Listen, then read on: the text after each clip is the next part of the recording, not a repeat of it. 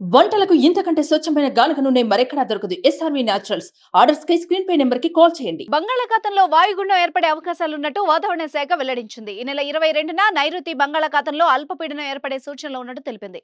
అల్పపీడనం బలపడి మే 24 నాటికి వాయుగుండంగా మారుతుందని తెలిపింది.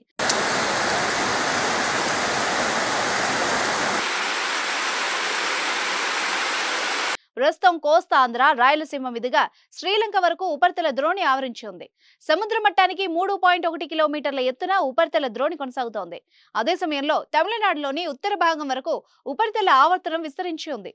దీంతో ఏపీ, తెలంగాణ రాష్ట్రాల్లో మే 23 వరకు మోస్తరు నుంచి భారీ వర్షాలు కురిసే అవకాశం ఉందని వాతావరణ శాఖ వెల్లడించింది.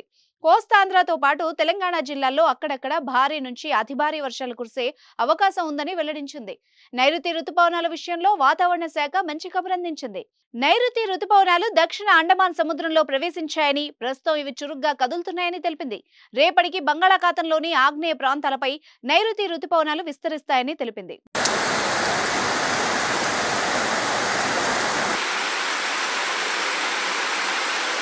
సుమన్ టీవీలో మీ పర్సనల్ అండ్ బిజినెస్ ప్రమోషన్స్ కోసం కింది నెంబర్కి కాంటాక్ట్ చేయండి.